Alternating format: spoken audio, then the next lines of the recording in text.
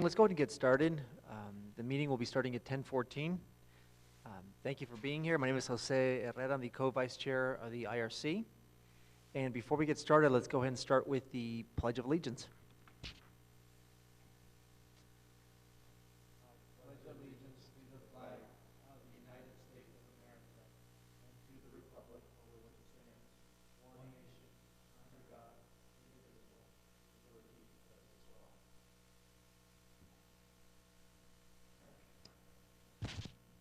I have to admit, that was the quietest Pledge of Allegiance I've ever heard, but that's okay.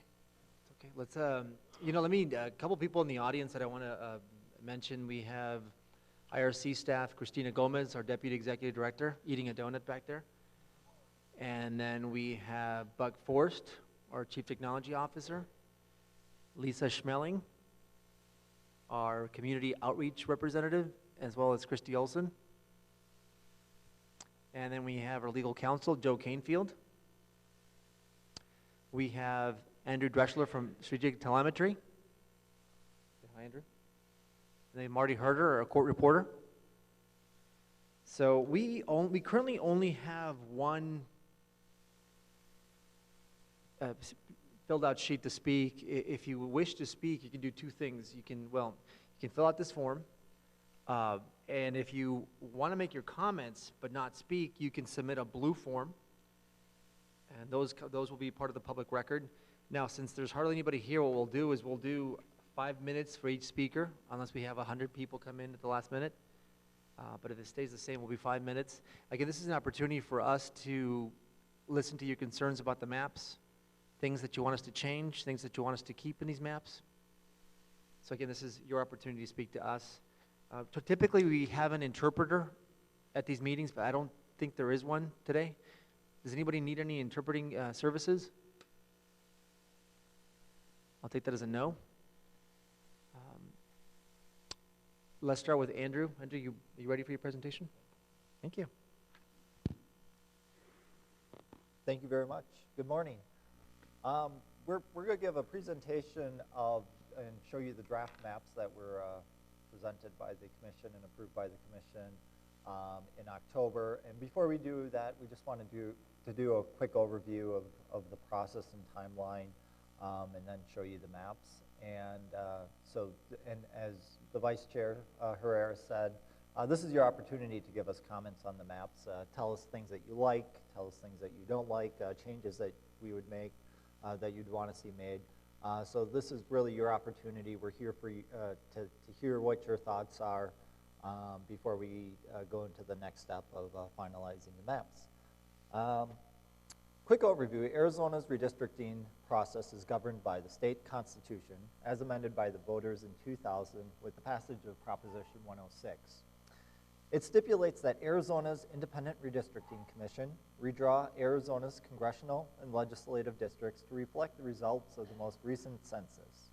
Due to the 2010 census, Arizona gained a congressional seat, so they will go from 8 congressional seats to 9 congressional seats. The number of state Senate seats will remain at 30, as will the number of House seats will remain at 60. What are the requirements of the state constitution per Proposition 106? The new district boundaries must A, comply with the U.S. Constitution and the Voting Rights Act, B, be equal population. Criteria A and B are federally mandated.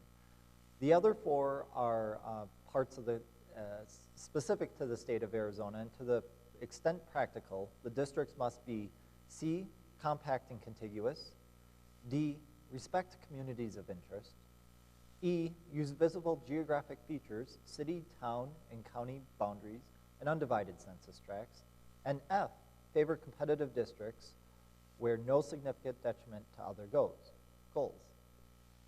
So we just wanted to do a quick overview of the Voting Rights Act. Arizona's congressional and legislative districts must receive pre-clearance or approval from the Department of Justice or a federal court under Section 5 of the Voting Rights Act before they can take effect. To get pre-clearance, Arizona must demonstrate that the new districts do not discriminate against minority voters in purpose or effect, which means there can be no intentional or accidental discrimination. Under Section 5, Arizona's redistricting plans cannot be retrogressive. The plans cannot weaken or reduce minority voting rights. The presence of discrimination can be determined by analyzing population data and election results. We wanted to do a quick presentation for Bruce Alderson on the voting rights.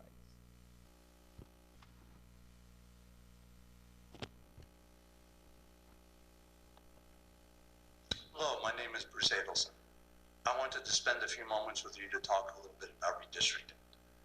I was a senior attorney for the United States Department of Justice in 2002 when the department and my team objected to or blocked your legislative redistricting plan. It's very important to understand that under Section 5 of the Voting Rights Act, which is a federal law, Arizona must obtain approval or pre-clearance from the Department of Justice or from a federal court in Washington, D.C.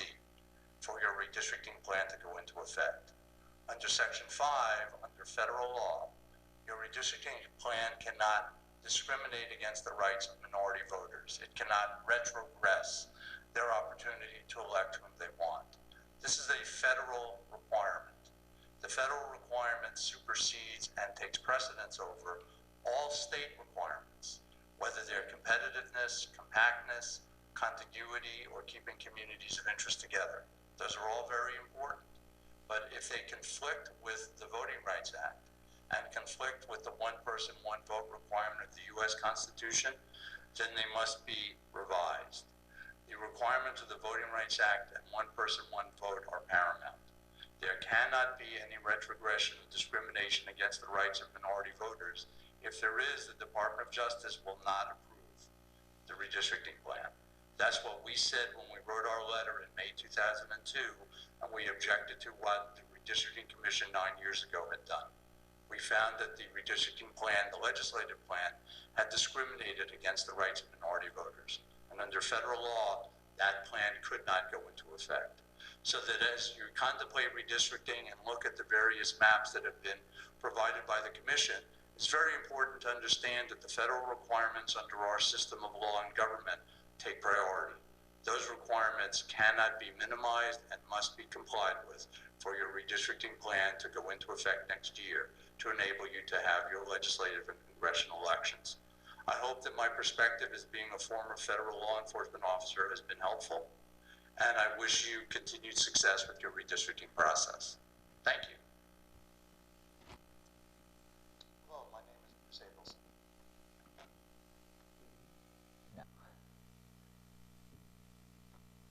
All right, so next we just wanted to go over the timeline for the redistricting process. So the first step was setting up the commission. Earlier this year, essentially a new agency was created because the last commission term expired, so a five new commissioners were appointed to the commission. And the commissioners were appointed after a thorough screening process, and each of them serve as a voluntary, an unpaid voluntary role to the commission. The second step was the first round of hearings. Before drawing a single line, the commission held 23 public hearings around the state in July and August to get input from members of the public about issues relevant to redistricting, such as geography, communities of interest, minority voting rights, and competitiveness. The third step was the mapping. Per Proposition 106, we started with a clean slate. We did not take in consideration where any current incumbents live or any of the current district lines.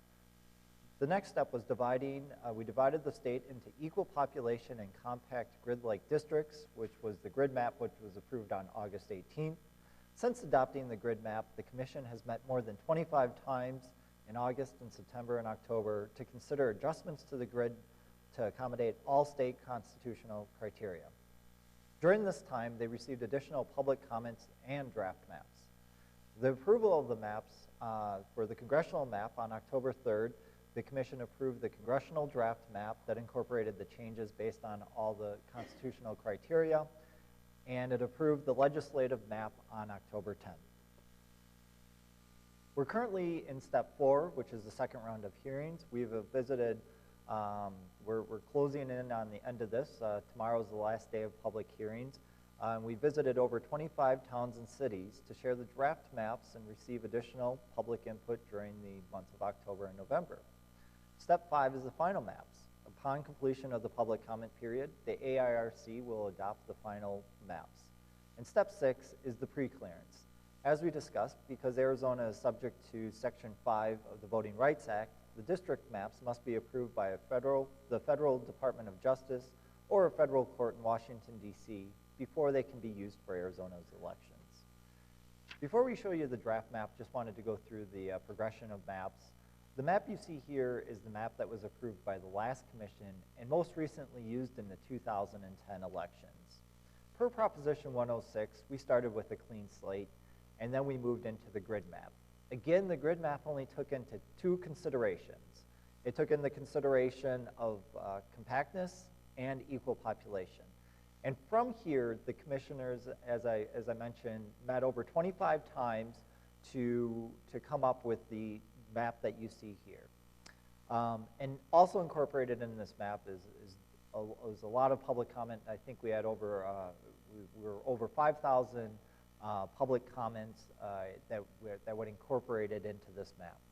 So some highlights of the congressional draft map include 2 predominantly rural districts, 3 border districts, 3 districts in Greater Tucson region, 5 districts that are entirely within Maricopa County. It avoids splitting Arizona's Indian reservations, 2 districts where the minority voters have the opportunity to elect the candidate of their choice. The legislative map followed a very similar process. Again, this is a legislative map that was approved by the last commission and was most recently used in the 2010 elections. And again, we started with a blank slate, and we went in per Proposition 106, we created the grid map. Again, grid map took into 2 considerations of the constitutional criteria. It took in consideration compactness and equal population. And then on October 10th, the commission approved this draft map that you see here.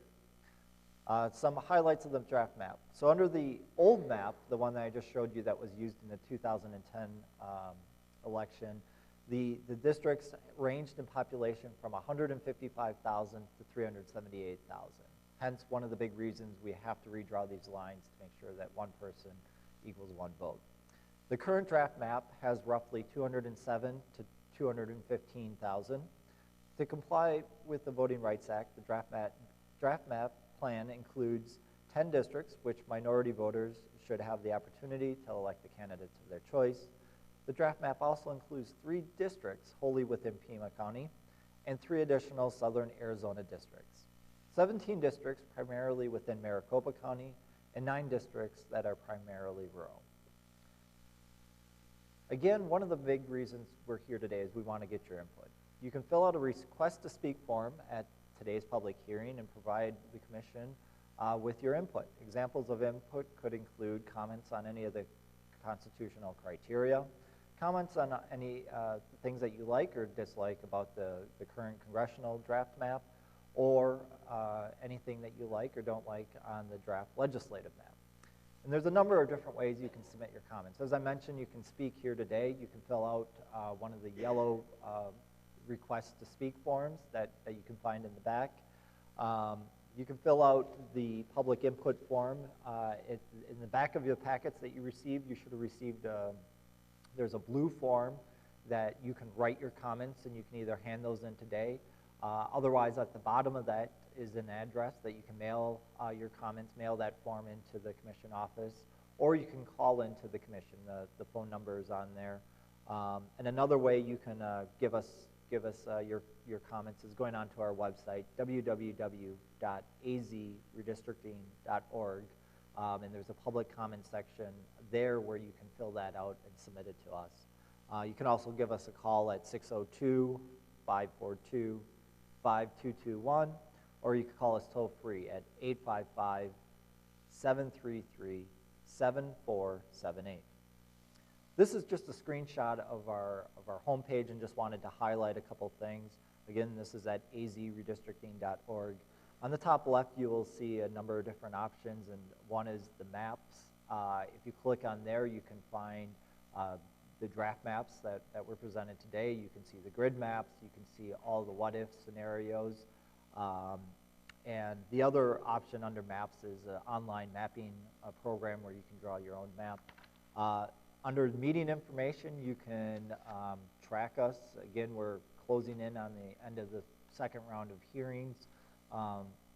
But if you wanted to watch any of how the draft maps were made, all of the meetings are up on our website. So there's a video stream of them, so you can go watch and watch all 25 of those meetings to see how the maps were developed. And will have information on future meetings as well. Public comment area, as I mentioned before, you can enter public comment there. And down on the bottom is another way to get to the draft maps. If you click on either of the two maps that you see at the bottom of the screen, it will take you to a page like that looks like this. On this page, you will find the maps in a variety of different formats. You will find reports, different on population. You will find competitiveness tables. You can find the compactness tables. Splits reports just shows you how the counties were split and other features were split. And then any data, the raw data is also available on our website for the maps. One of the things we wanted to highlight, and circled here, is the ability to look at the Google Maps. Google Maps has been a very popular feature by many citizens around the state. If you click on that, it'll take you to a page that looks like this. This is the example of the congressional map. And what you see is, what you have is the ability to really zoom in and see what the boundaries of your district are. You can scroll in and see exactly where your neighbors or neighboring districts are and everything else. So by scrolling in, and this is just a screenshot where you can zoom in and really have the ability to see the exact geographic features that define your area. Finally, we want to make sure that you stay connected as we go into that next step of doing the final maps. You can find a bunch of information at our website. Again, www.azredistricting.org. As I mentioned before, you can draw your own maps. You can watch current meetings or past meetings and get updates on future meetings. You can also follow us at Twitter and Facebook. Thank you very much. I will be around after the meeting. If anybody has any questions, feel free to come up and ask me. I'd be happy to answer those questions. Thank you very much. Thank you, Mr. Dreschler. Now, I think this is the 28th visit that we've done during the second public round. We're going to be doing a total of, I think, 31. Tonight we'll be at Marana at 6 p.m. Followed by, on Saturday, we will be at Town of Green Valley, 9 a.m., and then Casa Grande at 3:30 p.m. In case you still would like to speak to the commission, those are the last public hearings that are left for the second round. So let's go ahead and get started. But before we do, again, I only have one speaker form. If anybody else would like to speak, I really do need another. Well, you need to submit one. So this is the only one. Then we have, as I mentioned, our court reporter. If you can speak clearly, spell your first name, your last name, and spell any areas that we are probably going to be unfamiliar with. So if there's any areas that have an unusual spelling, unusual name, just make sure you spell it for us. Make it as easy as possible. We are trying to keep a record of these public hearings, so it would make sense. If there's things that you think we would need some clarification, please clarify as much as you'd like. Our next speaker, and I think I'm pronouncing your name correctly, Waveline Romero, Vice Chairwoman, Tohono O'odham Nation.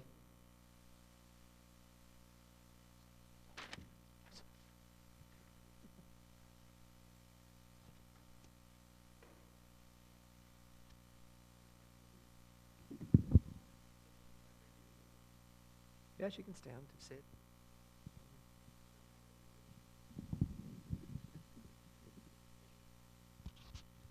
Good Good morning. My name is Wavelene Romero, W-A-V-A-L-E-N-E, Romero, R-O-M-E-R-O. I'm the Vice Chairwoman for the Thon Them Nation. First of all, thank you for coming out to our nation to present this information. It's very important to our nation to understand and to comprehend what redistricting is all about, and to know that what the difference from the census count brought this about. And so I know that, for the nation, I know that this is the second public hearing that's being held on the Thon Them Nation. However, for the record, the first public hearing was not, I think there was lack of communication there, and so therefore we did not have any, the attendance at that first public hearing was very poor. But nonetheless, we've attempted to let our membership know about today's public hearing, and also that we do have a local radio station, but because this is a political item, that we were unable to air this, and so therefore those that are in attendance, I hope that they take this information and try to get familiar with what exactly the proposals are and what redistricting is all about.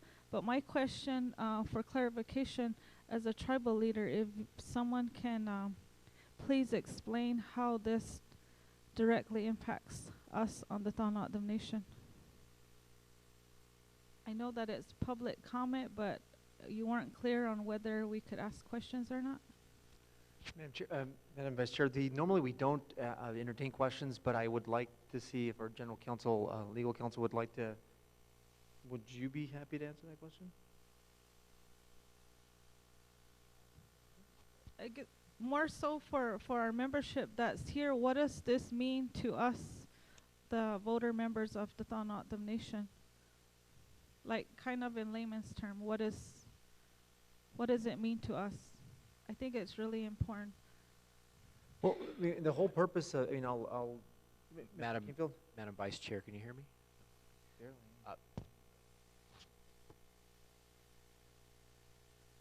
Just very generally, and perhaps we could talk more later.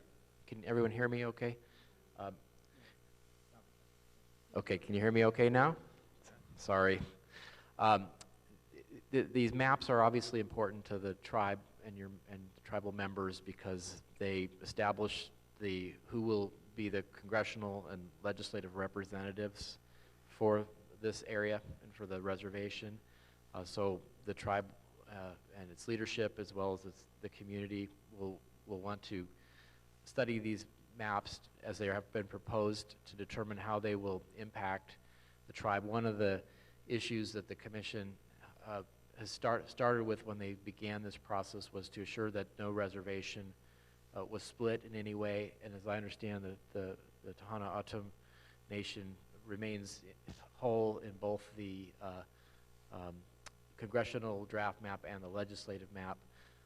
But it probably would make sense perhaps for us to sit down with I'm sure we would be happy to sit down with tribal leadership to walk through the maps as they have been proposed, and so you can see exactly how the nation is impacted, at least in the proposed maps, and the nation can get its comments back to the commission as it sees appropriate.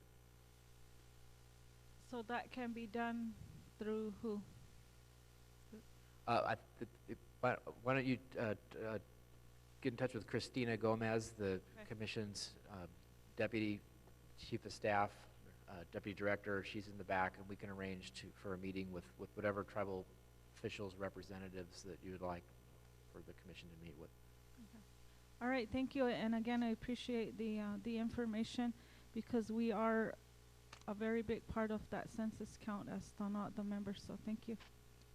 Thank you, Vice Chairwoman Romero. I think that's our last speaker for the day. Usually we have more than one, but that's fine. It was a really, thank you. A little thrown off because I didn't expect to finish that early, but I can thank you guys for being here. Again, as I mentioned, excuse me.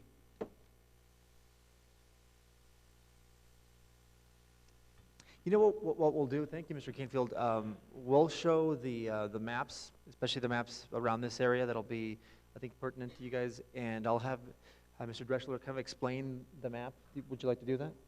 And give as much information as possible on these proposed, both the proposed legislative and proposed congressional map.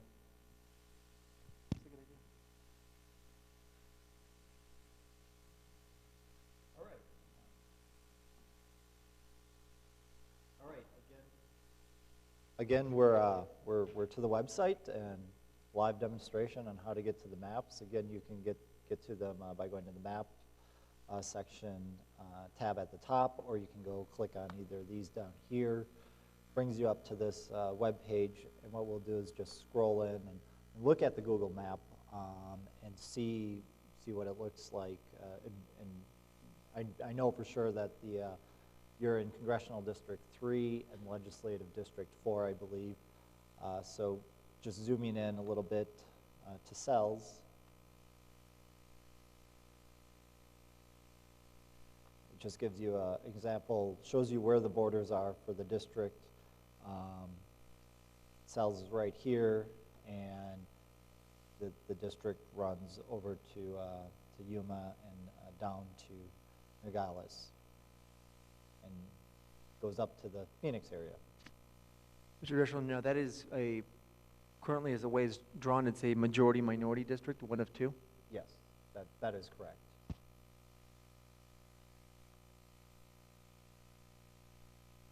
I'm just going over and looking at the legislative map.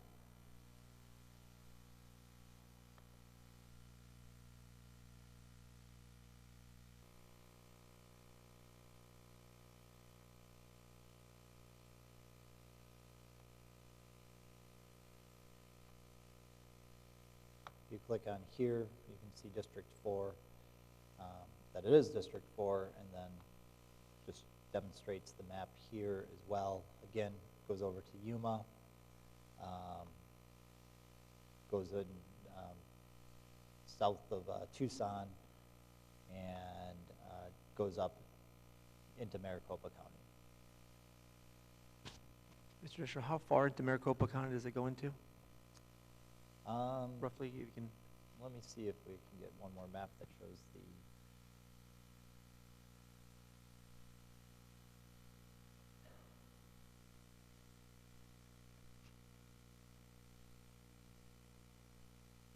Shows the county boundaries.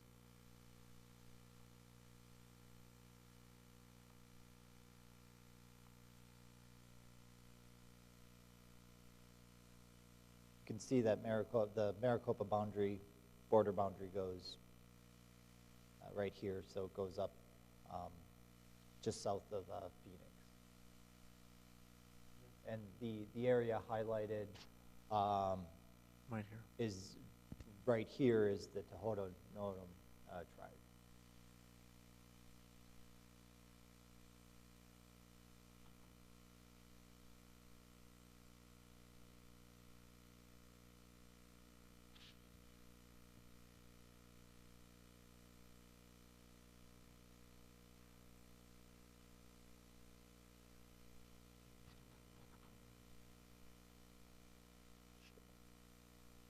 What we'll do is we will show what the maps currently look now and give you a comparison of what they would look like if these draft maps are adopted.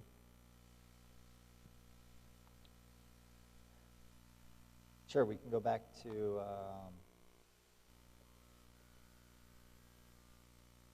so this is the current congressional map. And currently you're in Congressional District 7.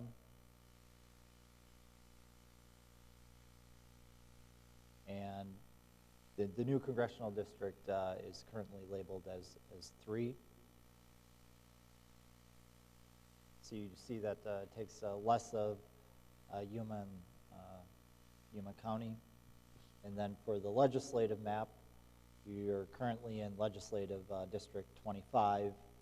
That goes south of, goes over to Cochise County, takes the southern part of Pima County,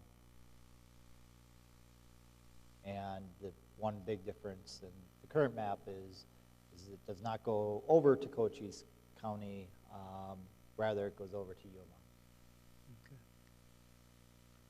Thank you, Mr. Dreschler. So I think that'll give you an idea of what these current proposed maps look like compared to what they currently look like.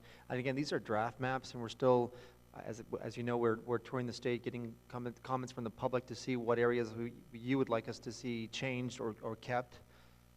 And we plan to finish our second round of public hearings tomorrow, and then start working on any changes that we'll be making.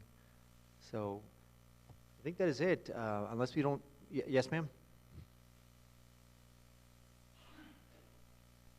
And this is Waveline Romero, Vice Chairwoman of the Tohono O'odham Nation. I have a comment, or kind of a question, but a comment. I know that you mentioned that the Tohono O'odham Nation is all intact. It's all still remains under the same. But we actually have, I noticed on your congressional map that you used, that was used for the 2010, for one of the other tribes.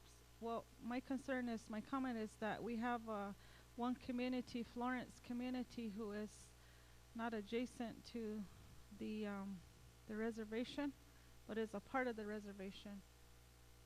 And is there a way that you could consider including them with the Tohono O'odham Nation? Because right now they're not on the representation. And on the congressional map that's used for the 2010, the purple, the number 2, what tribe is that, where you're able to, you look at how it's separated, and the green is probably another, how is this divided? Because you're able to still capture 2 to be the same as 2, and can we do that with that one community? Yeah, that was a proposal. Sure, Madam Chair, that was done in 2010. That was our old map. In 2010, that was our old map. And what they ended up doing is they ended up getting the tribes on the, I think that's the Hopi, and putting him, taking him away from the Navajo Nation, which they were in District 1, and putting them in District number 2.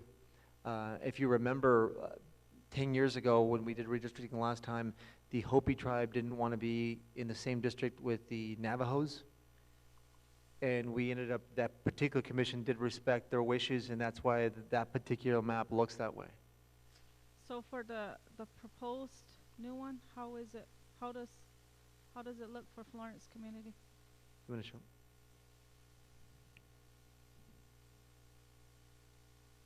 Or does it not pertain?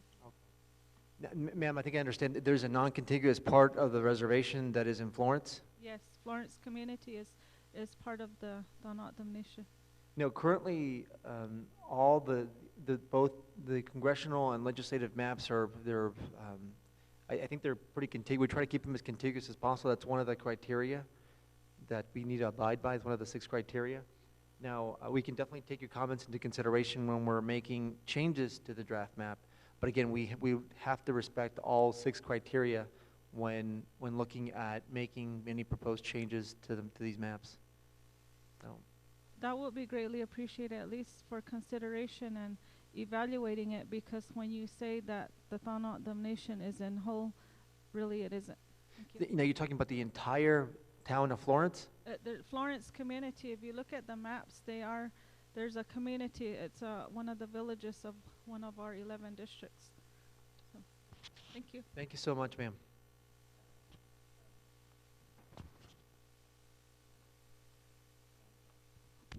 Madam Vice Chair, I apologize if I misspoke by suggesting that the whole nation was kept together. I had not considered the non-contiguous portion of the reservation when I made that comment.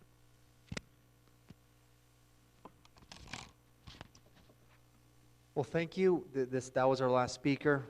Again, we'll be in Miranda tonight at 6 p.m. if you want to travel with us or meet us there. Love to have you there. And thank you for hosting us at this nice facility. Thank you for purchasing food and water and drinks. So thank you so much, and have a good rest of the day. Take care. The time is 10:48. Thank you.